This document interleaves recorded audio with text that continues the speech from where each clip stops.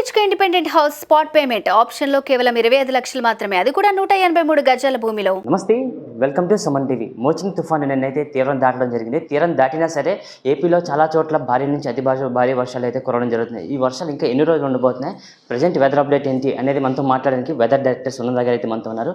ఆవిడతో మనం మాట్లాడదాం. మేడం చెప్పండి మేడం, ఈ యొక్క మోచింగ్ తుఫాను తీరం దాటింది, అయినా సరే వర్షాలు కురుస్తున్నాయి. ఇంకా ఎన్ని రోజులు ఈ వర్షాలు పడబోతున్నాయి మేడం? అంటే ఇది ప్రస్తుతము సౌత్ ఒడిస్సా, నార్త్ ఆంధ్ర పరిసర ప్రాంతంలో కేంద్రీకృతమైంది సుస్పష్టమైనటువంటి అల్పపీడనంగా.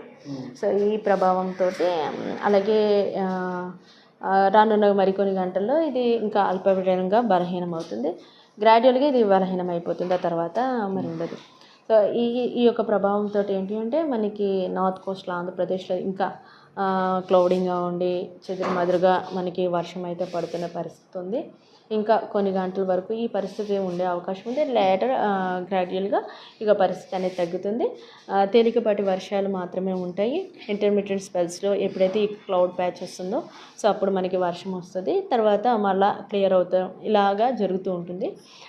సో తేలికపాటి వర్షం ఏముంటుంది, ఏదైనా 1-2 చోట్ల మాత్రమే భారీ వర్షం ఉండడానికి అవకాశం ఉంది. రిమైనింగ్ అన్ని ప్రాంతాల్లోనూ కూడా నార్మల్ వాతావరణం ఉండే అవకాశం ఉంది.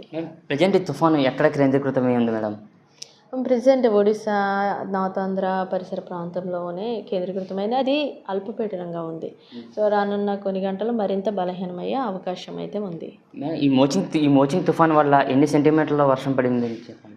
అత్యధికంగా నిన్న ఒడిశా, ఒంగోలు, బాపట్ల పరిసర ప్రాంతాల్లో అయితే 21 సెంటీమీటర్స్ ఉదయం రికార్డ్ అయితే మధ్యాహ్నం నుంచి మన నార్త్ కోస్ట్లో ఆంధ్రప్రదేశ్లో ఉన్నటువంటి అన్ని జిల్లాల్లో ఇంచుమించు భారీ నుంచి అతి భారీ వర్షాలు నమోదవడం జరిగింది.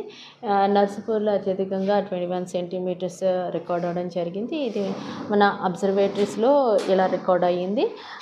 చాలా ప్రాంతాల్లో భారీ నుంచి అతి భారీ వర్షాలు ఎక్కువగానే నమోదైనవి. ఎలక్ట్రికల్ పోల్స్ పడిపోవడము, చెట్లు పడిపోవడము, అలాగే లో లయింగ్ ఏరియాస్ అన్నీ కూడా నీళ్లు లోపలికి వచ్చేసిన పరిస్థితి, జలమయమైన పరిస్థితి కూడా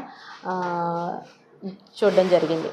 మేడం, పక్క మత్స్యకారులకు కూడా తుఫాన్ హెచ్చరికల నుంచి కొన్ని సందేశాలు కూడా ఇవ్వడం జరిగింది. పోర్టులకు కూడా కొన్ని ఆదేశాలు ఇచ్చారు, అవన్నీ ఉపసంహరించుకున్నట్టేనా మేడం? ఎస్, ఈరోజు తీరం వెంబడి గాలుల యొక్క ఉధృతి తగ్గింది.